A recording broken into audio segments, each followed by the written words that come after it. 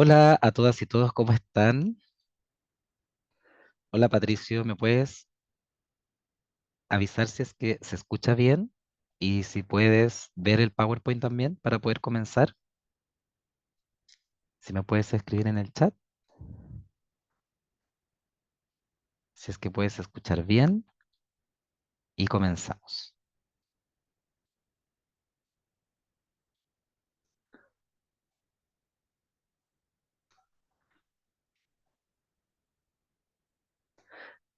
Genial, genial. Bienvenido Patricio, muchas gracias por participar de esta clase. Genial. Entonces puedes escuchar bien, ¿cierto? Para comenzar.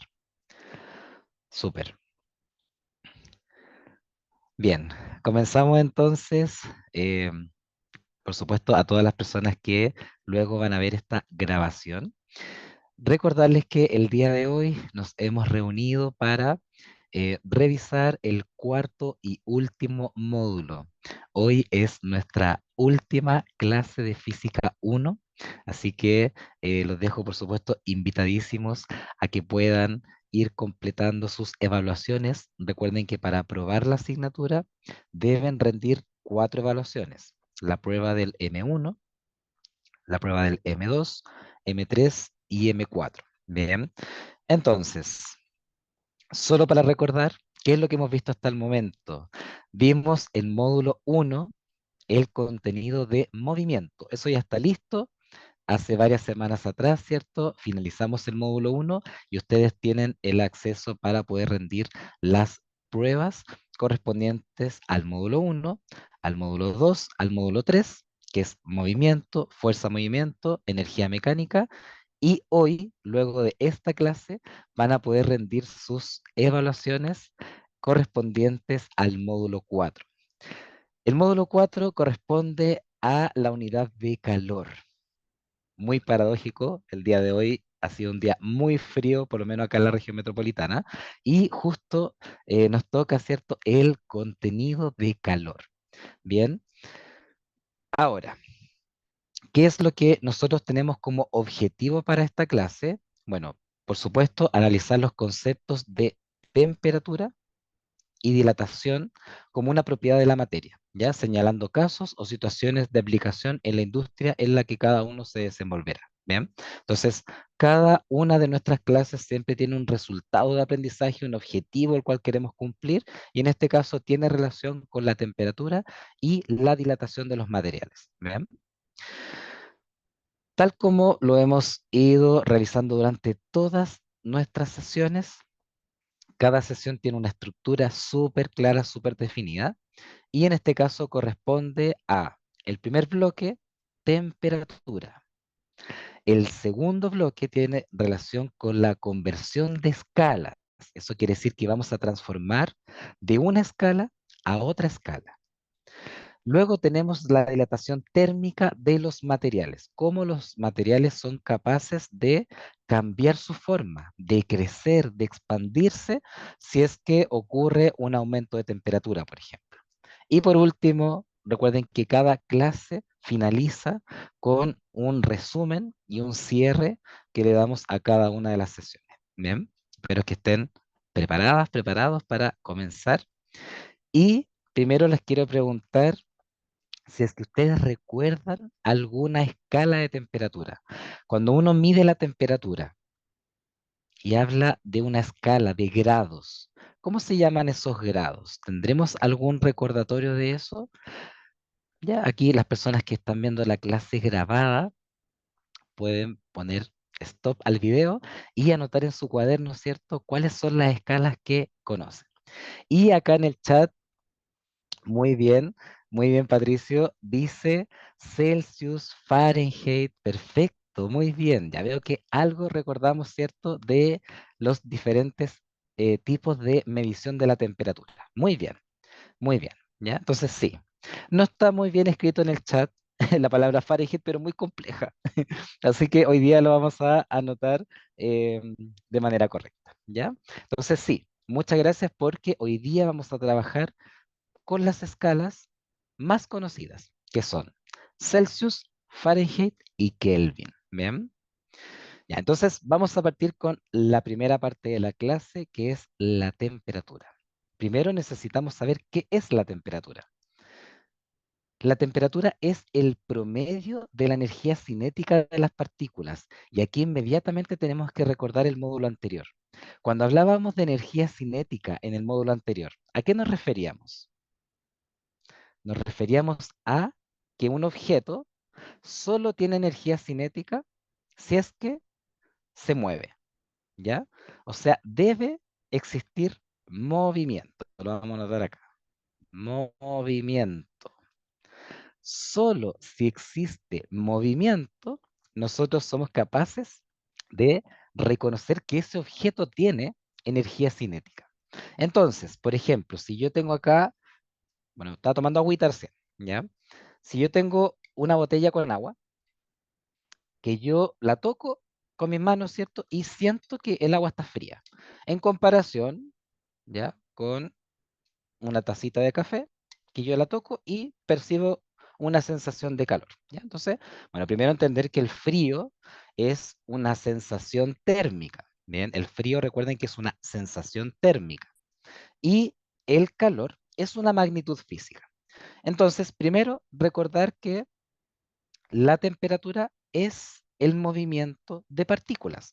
Entonces, si yo les pido a ustedes que me digan por qué es diferente el agua que tengo aquí en mi botella, que yo la siento fría, y el agua que tengo acá en mi café, y yo siento que está cálida, lo que ustedes me tienen que responder es esto, que en el café, si yo pudiera ver las partículas de agua, yo las vería moverse muy rápido, así como todas desordenadas, para todos lados. ¿Ven?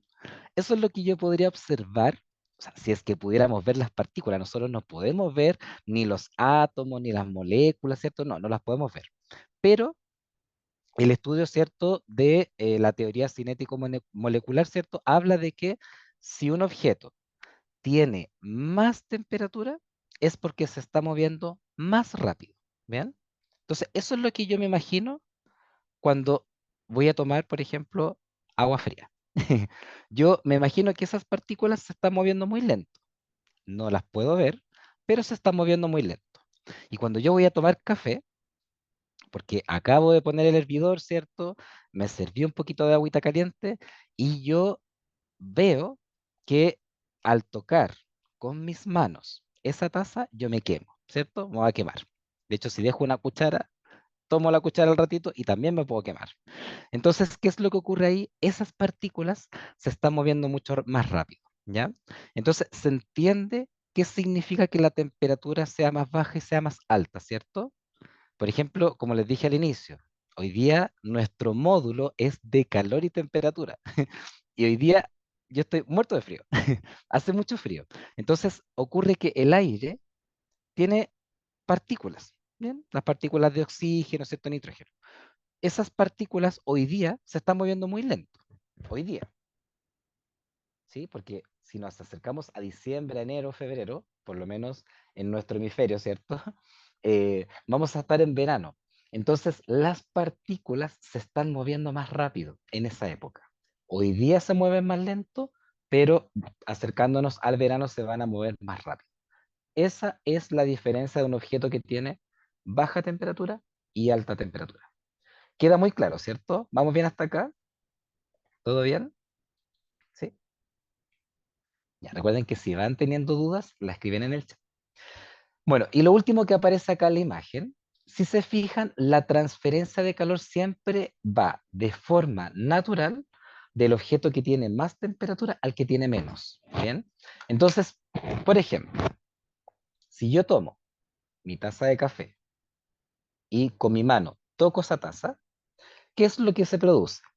La taza me entrega calor a mí, porque la taza tiene, no sé, 90 grados y mi cuerpo está a 36, 37 grados, ¿ya? Entonces, como la taza tiene más temperatura, mi cuerpo tiene menos temperatura, la taza me entrega calor a mí. Entonces, referente a lo mismo, cuando yo toco una porción, en este caso una botella, que está fría, y yo digo, ah, así como la taza me entregaba calor, esta botella me está entregando frío.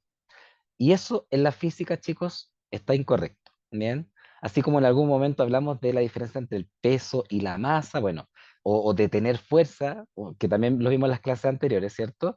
También tenemos que recordar que no existe el frío como magnitud física, solo como sensación térmica.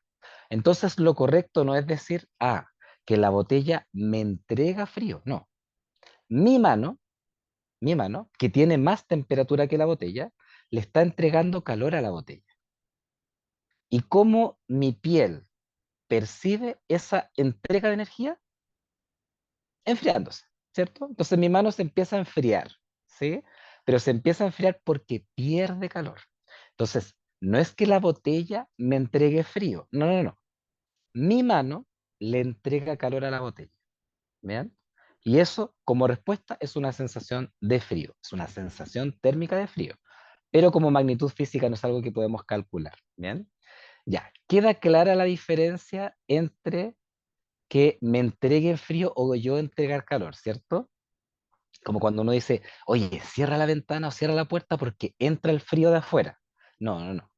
Lo que en realidad está ocurriendo es que el calor que está dentro de un recinto cerrado se puede escapar por la puerta o se puede escapar por la ventana. ¿Bien? Entonces lo correcto es decir, oye, cierra la puerta, cierra la ventana porque el calor se va a escapar. No porque el frío va a entrar, ¿sí?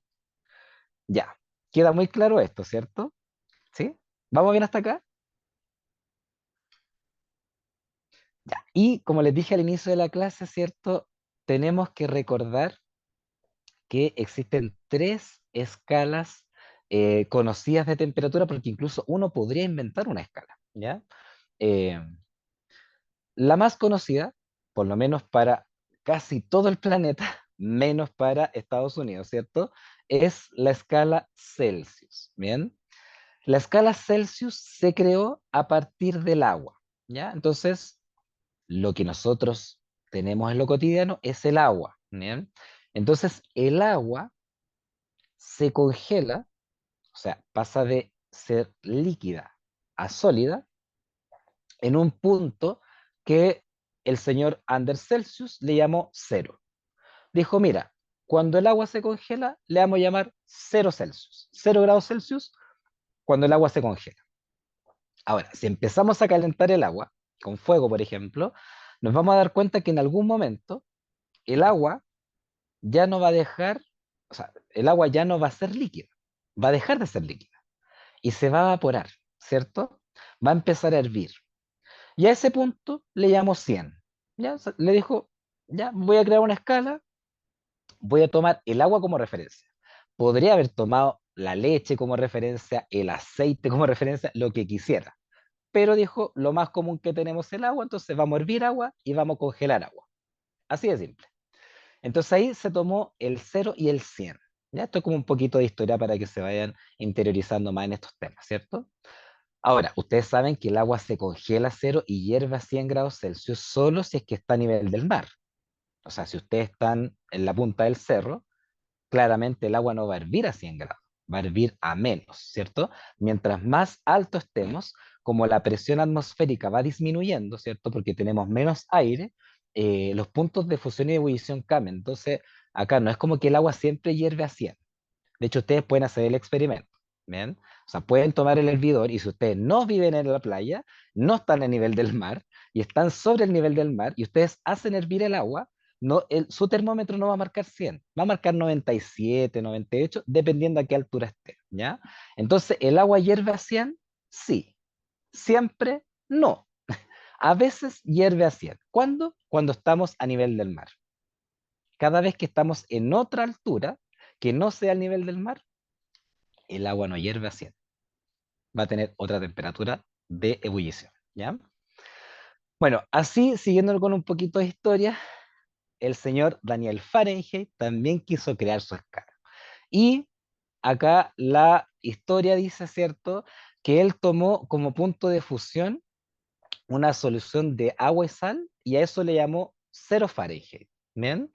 Y tomó como referencia la temperatura corporal de su esposa, ¿cierto? Como punto superior y a eso le dijo ya, esto es 100. ¿ya? Es como yo tomo agua con sal, ¿cierto? La congelo y a eso le voy a llamar 0 grados Fahrenheit. Voy a ir donde mi esposa, voy a tomarle la temperatura corporal y a eso le voy a llamar 100 grados Fahrenheit. Entonces él creó otra escala. Pero si nosotros comparamos, bueno, eso lo vamos a ver en el otro, en la otra parte de la clase, vamos a transformar de una escala a otra. Pero acá en el gráfico que está, por supuesto, aquí en la pantalla, queda bien clarito, ¿ya?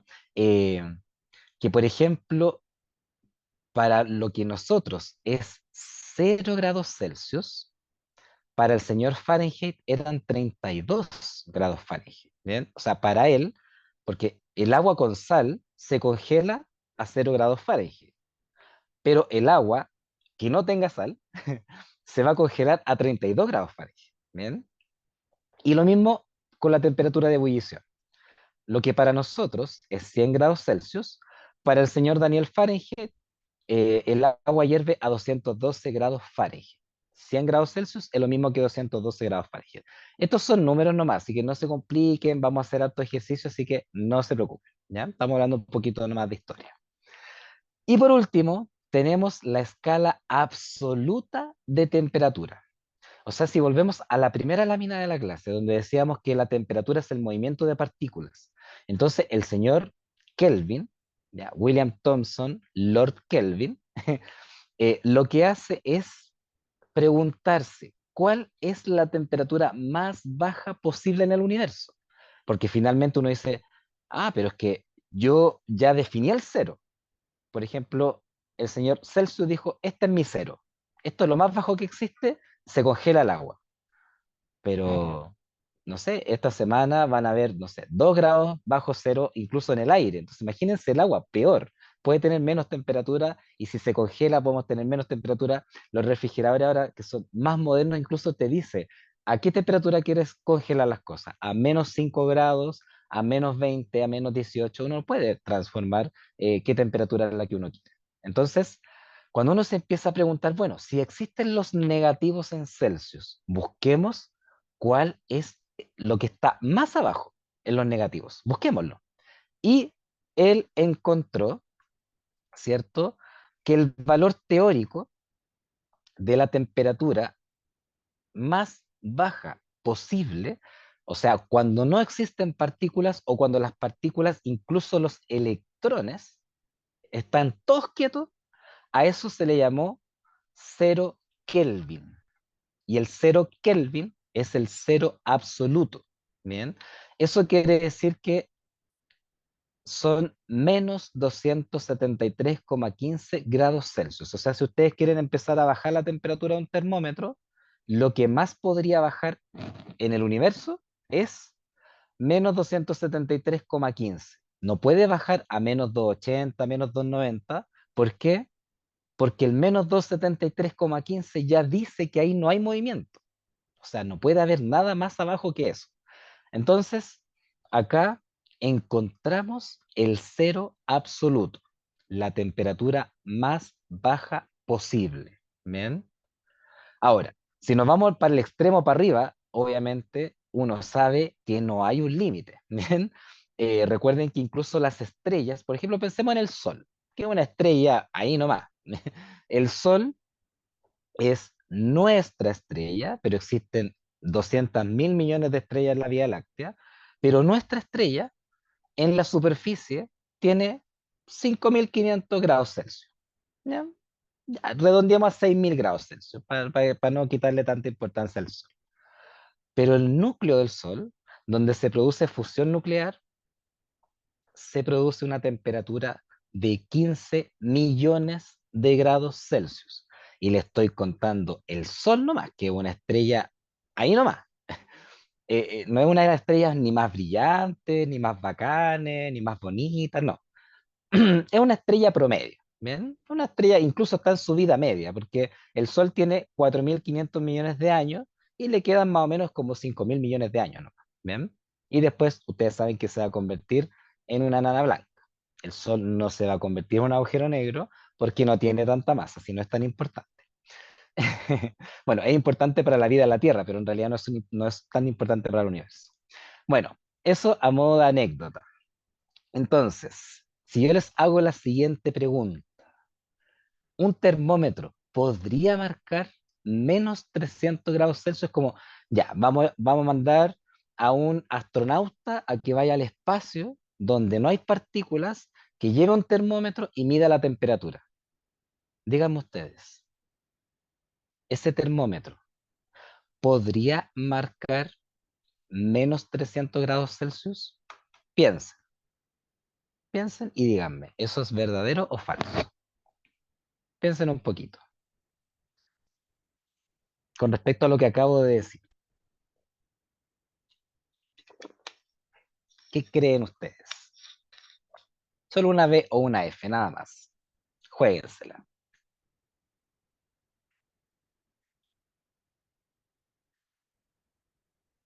Ya, ahí las personas que están viendo el video ya anotaron en su cuaderno la respuesta, ¿cierto?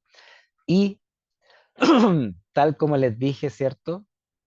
Bueno, en el chat algunos dicen verdadero y lamentablemente no es verdadero, ¿ya? Falso. ¿Por qué?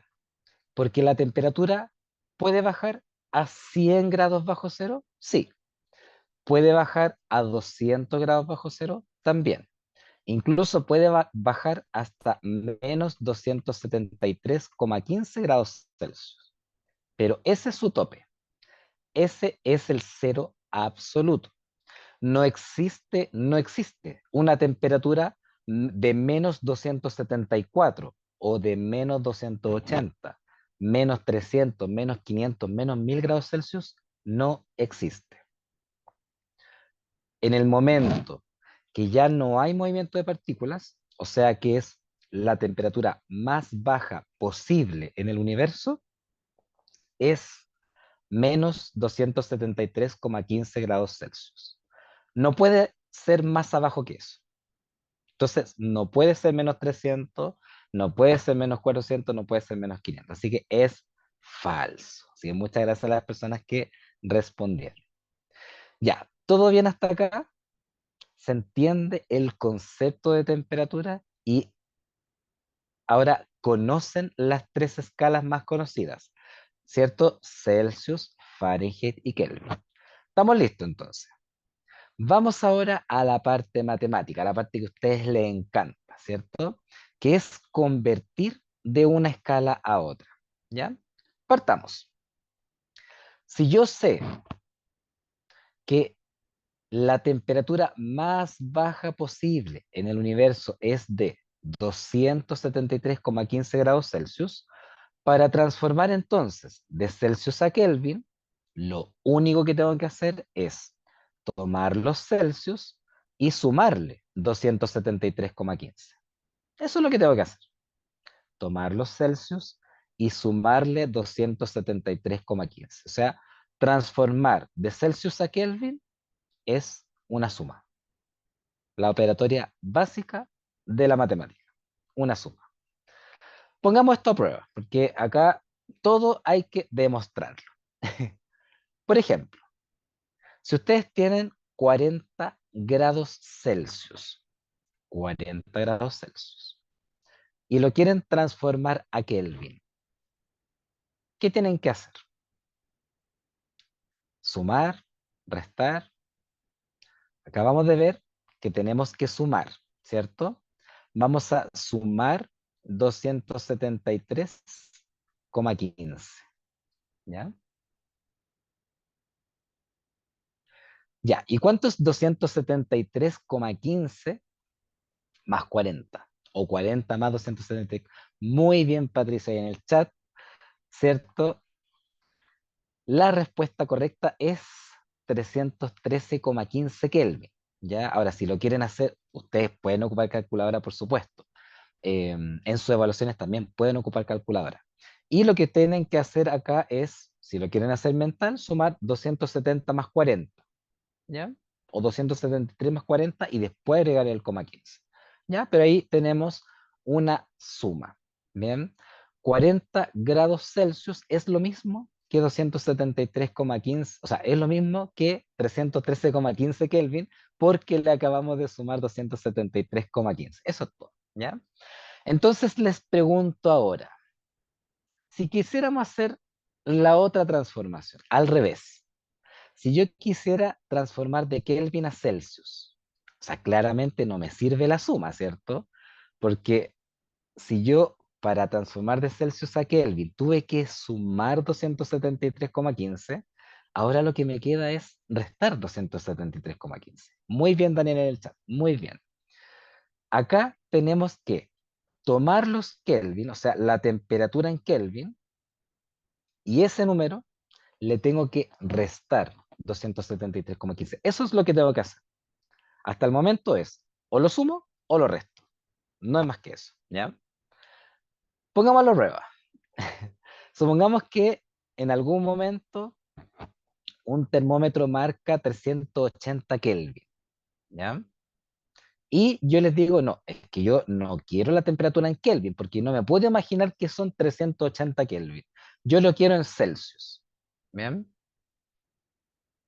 ¿Qué hay que hacer? A los 380, restarle 273,15. ¿Ya? Hay que restarle 273,15. ¿Sí? Si a 380 le resto 273,15, ¿cuánto me queda? Muy bien, muy bien. Gracias, Daniel. Gracias, Patricia. Genial. Solamente a los Kelvin tenemos que restar, en este caso, eh, 273,15, ¿cierto? A los 380. ¿Bien? ¿Sí? Genial. Ya, entonces 106,85. ¿Ok? Genial. Entonces 380 Kelvin, como que uno no se lo puede imaginar. Pero si yo les digo 106 grados Celsius, uno dice, ah, ya. O sea, si fuera agua, estaría en estado gaseoso, no estaría en estado líquido, por ejemplo, porque hasta los 100 está líquida. Entonces, uno podría identificar varias cosas transformándolo a Celsius porque uno se mueve en el ámbito de Celsius. Bien. Ya, y aquí partimos con la complejidad de la clase, ¿ya? Porque si uno mira esta fórmula y dice, ah, vienen fracciones, vienen varias cosas. Y sí, ¿por qué? Porque el señor Fahrenheit inventó una escala complicada. Y como a los gringos les gusta hacer todo distinto, todas las unidades de medida distintas al resto del planeta, allá ocupan Fahrenheit, ¿cierto? De hecho, como tips extra de la clase, sus celulares están diseñados para que les marque la temperatura en Celsius o también pueden transformarlo a Fahrenheit, ¿ya? Entonces lo que hace el celular es lo mismo que vamos a hacer nosotros ahora con una calculadora, ¿ya? Por ejemplo, acá a mí me marca 7 grados Celsius, ¿bien? Pero yo puedo transformar, de hecho ustedes lo pueden hacer en este momento con sus propios celulares, ustedes y pueden ir a configuración, ajustes del clima, unidad, y le ponen grados Fahrenheit. Y me marca 45 grados Fahrenheit. De hecho, dice que mañana la mínima es 34 y la máxima es 52. ¿Bien? Y eso es porque yo cambié la configuración apretando un botón que menciona, ¿cierto?, que uno puede establecer la temperatura en Celsius o en Fahrenheit, ¿ya? Entonces, esta es la fórmula para transformar de Celsius a Fahrenheit. ¿Qué hay que hacer? Tomar los Celsius y multiplicarlos por 9 quintos. Les voy a explicar ahora por qué 9 quintos. Y como la temperatura de fusión para Daniel Fahrenheit era 32, hay que sumarle esos 32, ¿ya? Pero lo voy a explicar. Miren, comparemos al señor Celsius al señor Fahrenheit. El señor Celsius dijo fácil. Tomemos de 0 a 100. No se complicó. De 0 a 100. Números fáciles. Daniel Fahrenheit hizo otra cosa. Dijo, no, ya, tomemos eh, 32 y 212. Pero ¿cuál es el problema de eso? Que entre 32 y 212 no hay 100 espacios, hay más de 100 espacios. De hecho, hay 180 espacios, ¿sí? Y esos 180 espacios, si yo los comparo con 100 espacios, ya, aquí ustedes saben simplificar, ¿cierto? Si yo tengo 180 dividido en 100, lo primero, lo primero, eh, lo primero es, claro, nosotros acá tenemos un alumno Daniel y dice, justo tenía que llamarse Daniel. Sí, él complicó todo esto, ¿ya? Entonces, si nosotros simplificamos esto, por ejemplo, Daniel, Daniel González, que es muy similar a Daniel Fahrenheit, ya descubrió que 180 partido por 100 es 1,8. Entonces sí, pueden dejar esto como 1,8. Pero también puede ser que lo dejen como fracción. Entonces, si yo elimino un 0 de arriba con uno de abajo, ¿qué me queda? 18 partido por 10. Pero estos son números pares, o sea que se pueden dividir por 2. Y 18 dividido en 2 es 9. Y 10 dividido en 2 es 5. Entonces, ese 9 quintos no es como que, por arte de magia 9 quintos. No. Tiene esta explicación de la comparación entre Fahrenheit y Celsius. 180 partido por 100 es 9 partido por 5. ¿Bien? Entonces, ustedes tienen dos opciones. Pueden trabajar con fracciones o pueden trabajar con decimales, como ustedes quieran. Por lo general, uno siempre prefiere trabajar con fracciones porque es muy probable que se puedan simplificar varias cosas. ¿Ya? Entonces, acá lo que nosotros necesitamos es transformar los Celsius a Fahrenheit. Y para eso los Celsius los vamos a multiplicar por 9 quintos y le vamos a sumar 32. ¿Ya? Y como les dije, acá está la explicación. Supongamos que un- una industria tiene un horno, ¿cierto? Con un motor, varias cosas, y está a 750 grados Celsius. ¿Ya? Pero esa temperatura a mí me la están pidiendo en Fahrenheit porque me fui a trabajar a Estados Unidos. Entonces, no, yo quiero saber a qué temperatura está este horno, ¿cierto? Esta máquina, pero en Fahrenheit, porque allá ocupan puros Fahrenheit, ¿ya? Entonces, ¿qué hay que hacer?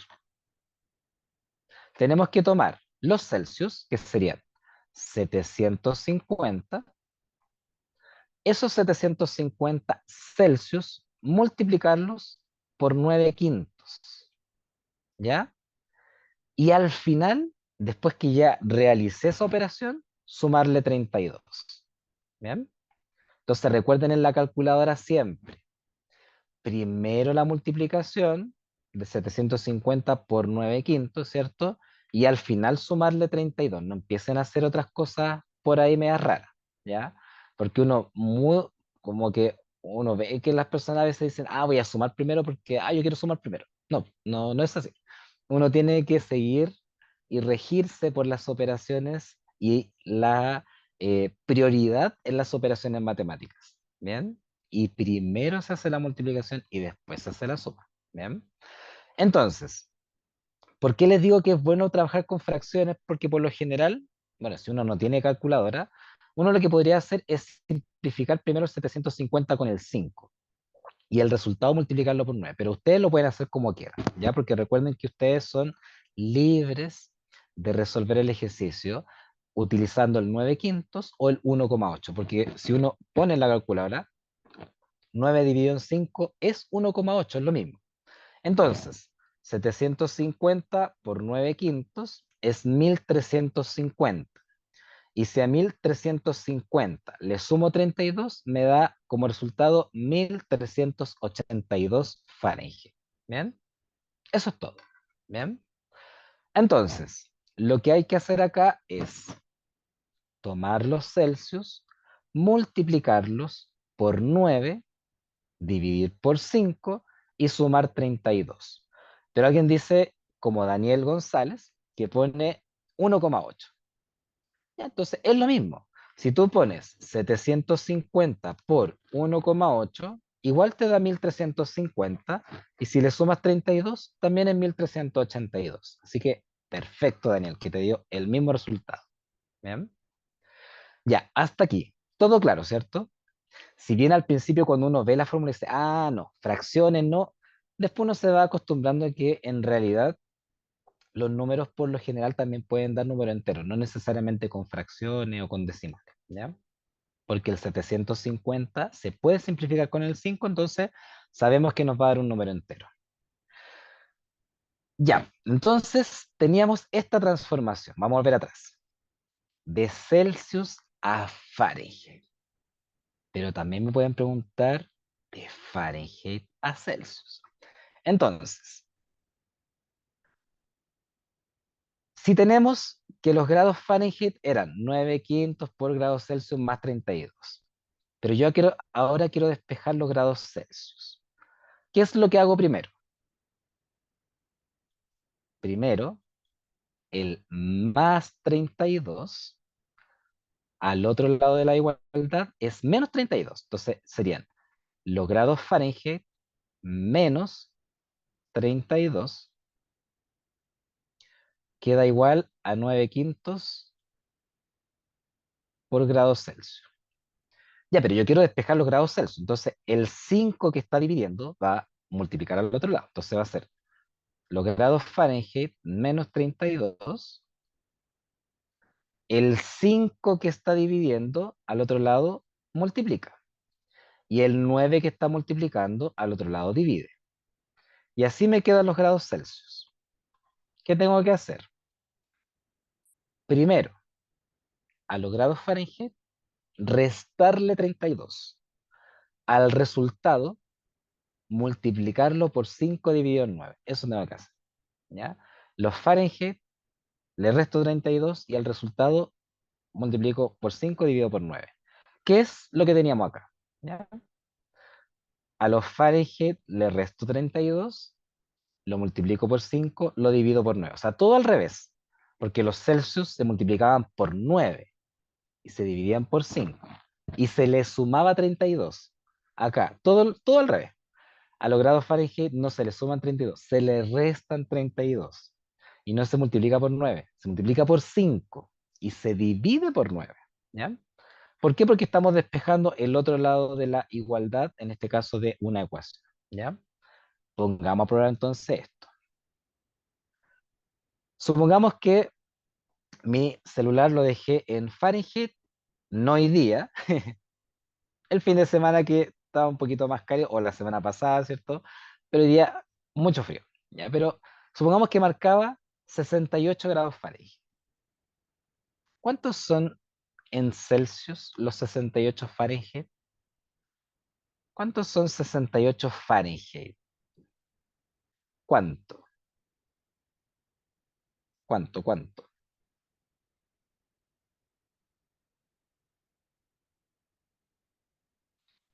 ¿Cuánto? ¿Cuánto? Recordemos, a los 68 primero se le resta 32 y luego se multiplica por 5 novenos. ¿Ya? Ya, ¿cuánto es 68 menos 32? ¿Será 36? Porque lo primero que hay que hacer es restar. 36. ¿Y cuánto es 36 por 5 novenos? Tal como les dije antes. 36 partido por 9 es 4. Y 4 por 5 es 20. ¿Ya? Entonces yo lo podría hacer mental si es que sé trabajar con las fracciones y simplificarlas, ¿cierto? Entonces, claro, si a los 68 le resto 32, me queda 36. Y ese número, que es el 36, lo tengo que multiplicar por 5 y dividir por 9. Pero yo antes igual puedo simplificar las fracciones porque eso es algo que yo siempre puedo hacer. Simplificar el numerador con el denominador. ¿Ya? Entonces, perfecto. El día que la temperatura en el ambiente sea de 20 grados Celsius, su celular, si le cambian la configuración, va a quedar en 68 grados Fahrenheit. ¿Bien? Esa es la temperatura.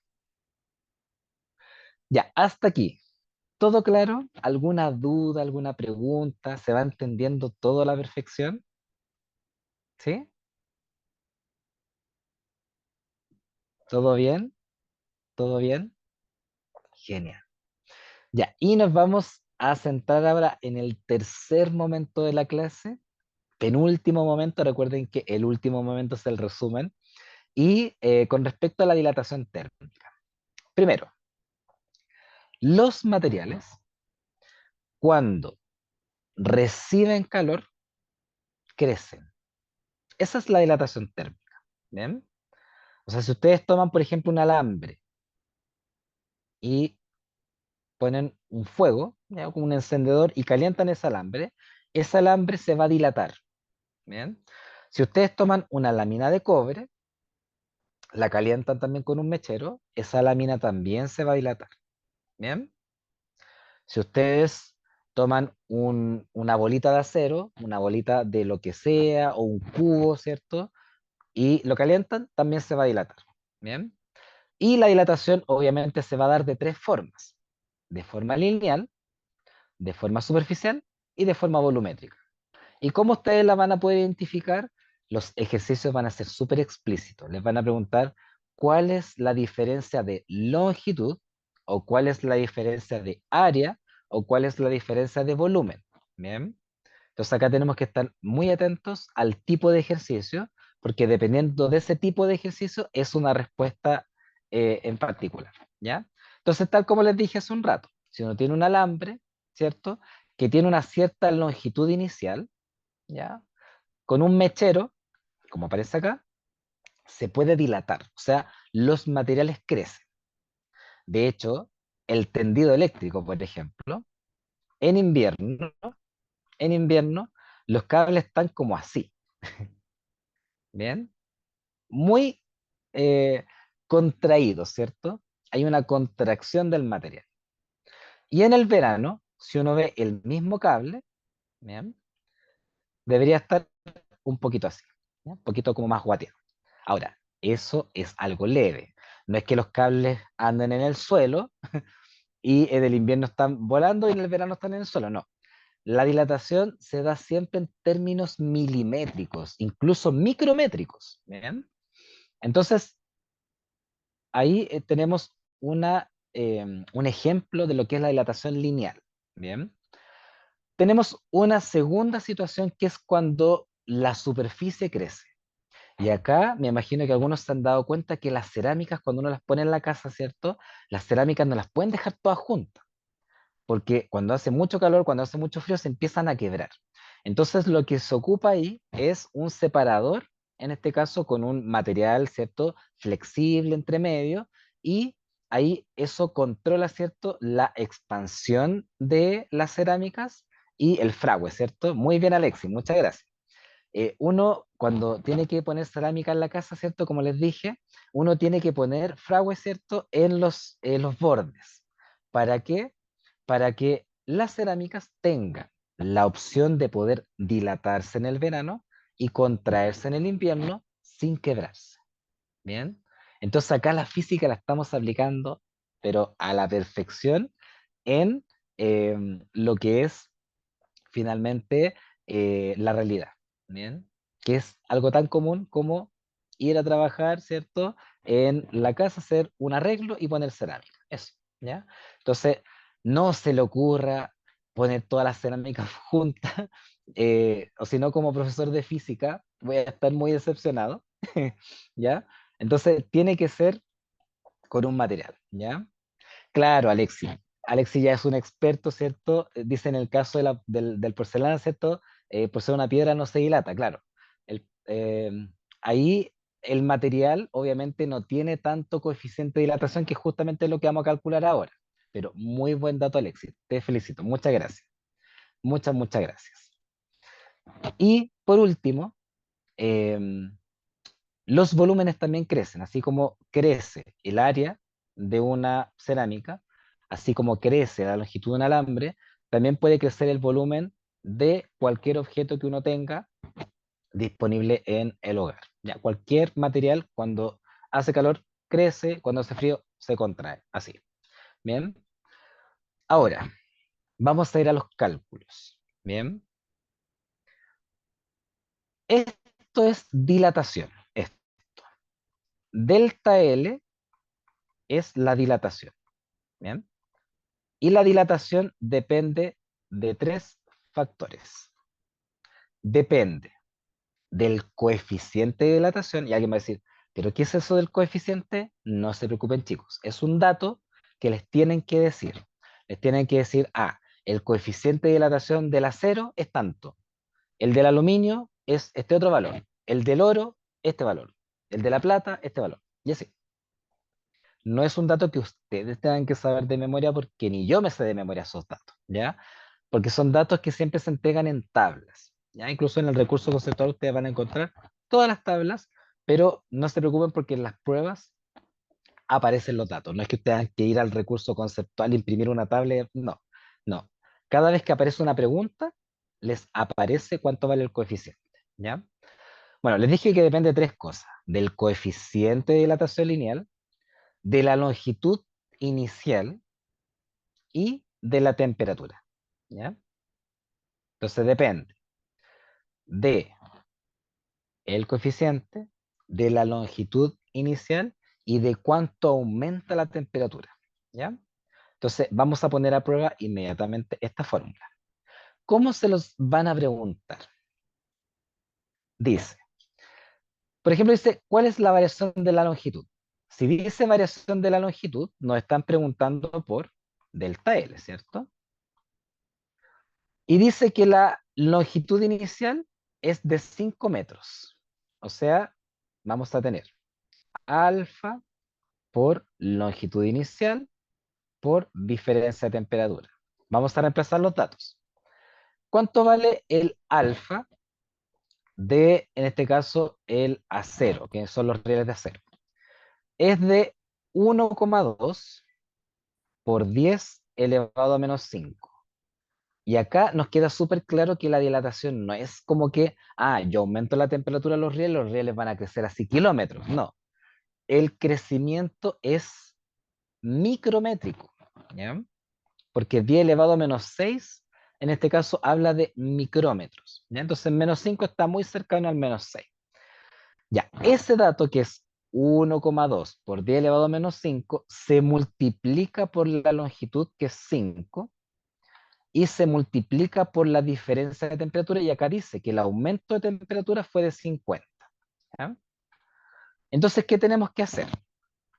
Tomar la calculadora y poner 1,2 por 10 elevado a menos 5 por 5 por 50.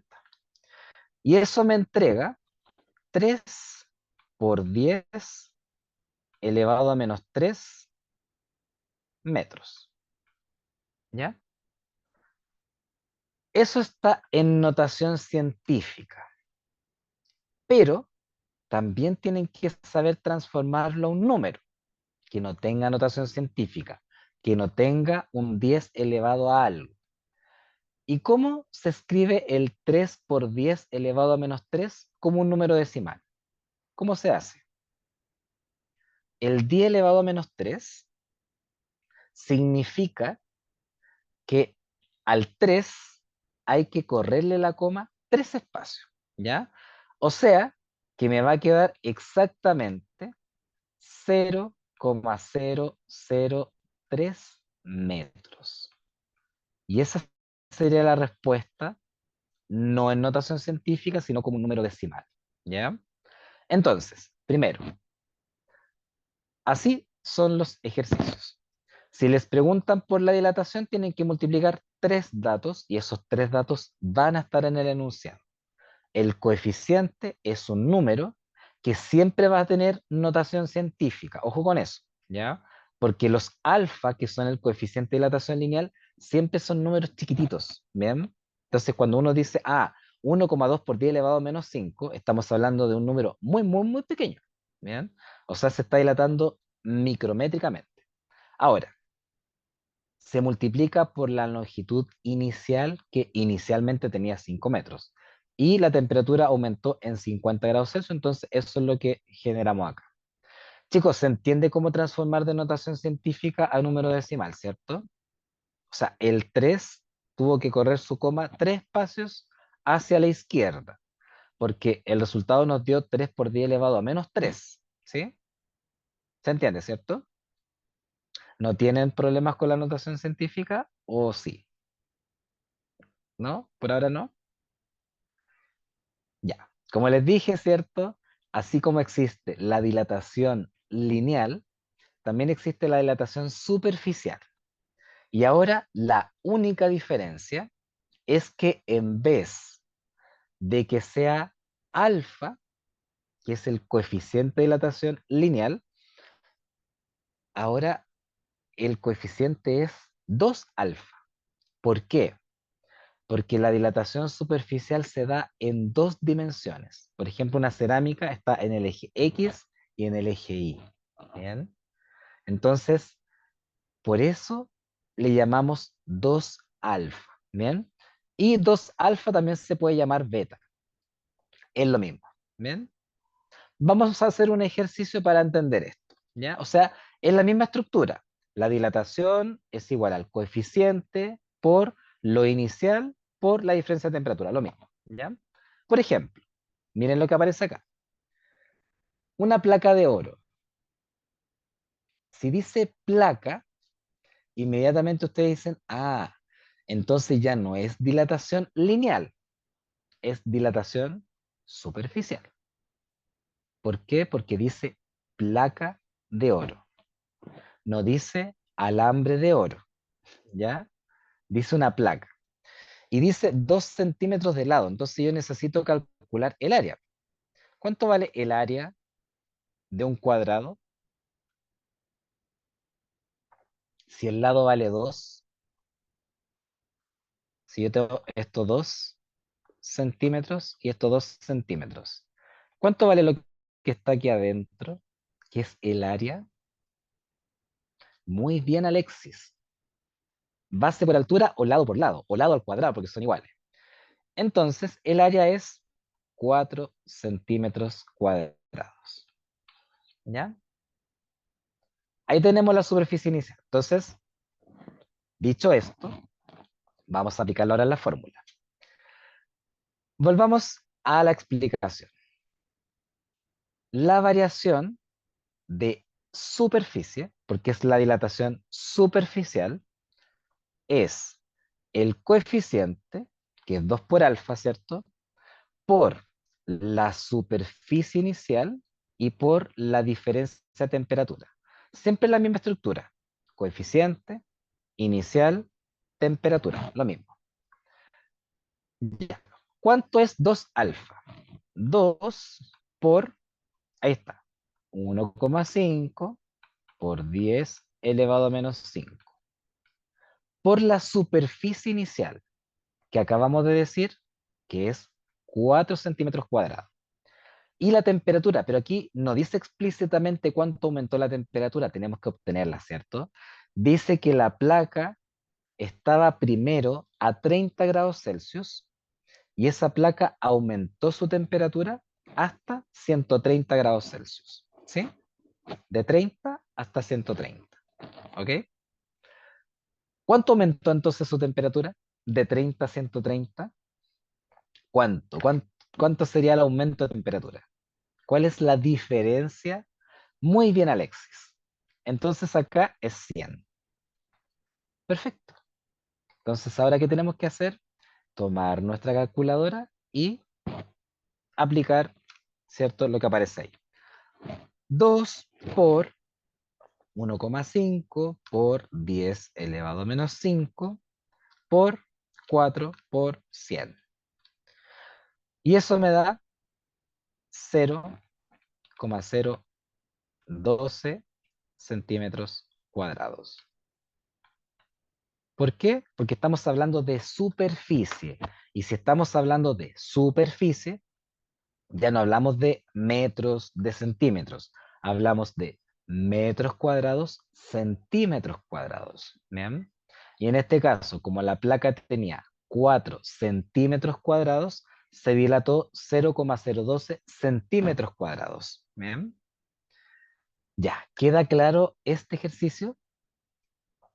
¿Todo bien hasta acá? ¿Se entiende todo? ¿Vamos bien? ¿Sí? Genial, genial. Ya, dilatación volumétrica. Tal como les dije antes, la misma estructura.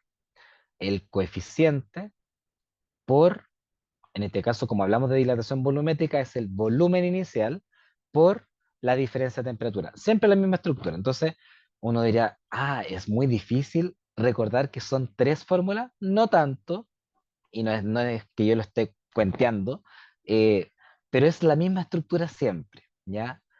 Siempre es el coeficiente por la longitud inicial o la superficie inicial o el volumen inicial y al final siempre se multiplica por la diferencia de temperatura. Ahora, así como existe alfa, después volvamos atrás, a 2 alfa le llamamos beta, entonces a 3 alfa le vamos a llamar gamma, ¿ya? Entonces existe alfa, beta o gamma, ¿ya? Entonces, la diferencia de volumen se puede calcular multiplicando el coeficiente volumétrico, que sería 3 alfa o gamma, por el volumen inicial por la diferencia de temperatura. Se puede multiplicar o se puede calcular de ambas formas, como 3 alfa o como gamma. Es exactamente lo mismo. Entonces, vamos a hacer un ejercicio como si fuera distinto al anterior, no como 2 alfa o 3 alfa, sino que como gamma directamente. Por ejemplo, dice, una caja, ya que tiene una base cuadrada de aluminio, pero tiene 0,5 metros cúbicos de volumen, ¿ya? Si está hablando de volumen y está diciendo que tiene 0,5 metros cúbicos, listo. Ahí nos está diciendo que tenemos que aplicar eh, la fórmula de dilatación volumétrica, ¿bien? Dice, se calienta desde 20 grados Celsius hasta 80 grados Celsius. ¿Cuánto aumentó su temperatura entonces? De 20 grados Celsius a 80 grados Celsius, la temperatura aumentó en 60 grados Celsius. Muy bien, 60. Perfecto, Alexis. Perfecto, Daniel. Y, ojo, que ahora ya no me entregan el alfa, me entregan el gamma del aluminio. Entonces, ¿qué voy a ocupar? La fórmula de volumen, que es el coeficiente gamma por la cantidad de volumen inicial por la diferencia de temperatura. Esos son los tres datos que yo tengo que multiplicar. Esto sería 6,9 por 10 elevado a menos 5. El volumen inicial era 0,5 metros cúbicos. Y la diferencia de temperatura es 60. Porque de 20 a 80, ustedes mismos me dijeron que aumentó en 60. Perfecto. Tomamos nuestra calculadora y nos da 6,9 por 10 elevado a menos 5 por 0,5 por 60. Y esto nos da 2,07 por 10 elevado a menos 3. Eso me da a mí. 2,07 por 10 elevado a menos 3. Pero yo digo, esto está en notación científica, lo tengo que dejar como decimal. ¿Qué hago con la coma? La corro 3 espacios. ¿Por qué 3 espacios? Porque el 10 elevado a un negativo, la cantidad de, o sea, el número que está al lado del negativo es la cantidad de espacios que tengo que correr la coma para la izquierda. Entonces, en este caso, la respuesta es 0,00207 metros cúbicos. ¿Sí? Y ahí corrimos la coma 3 espacios. ¿Sí? Y me queda 0,000207 metros cúbicos. Eso es lo que creció ese cubo en el fondo de aluminio. Acá dice una caja cuadrada porque en el fondo se está refiriendo como a la base cuadrada. Ya es un cubo de base cuadrada. ¿Bien? Y todas sus caras son cuadradas, por supuesto. Ya, entonces ahí tenemos la solución final. ¿Qué les parece? Bueno, chicos, nos vamos acercando al cierre de la clase y no solamente al cierre de la clase, nos estamos acercando al cierre del bimestre. Hoy oficialmente finalizan nuestras clases.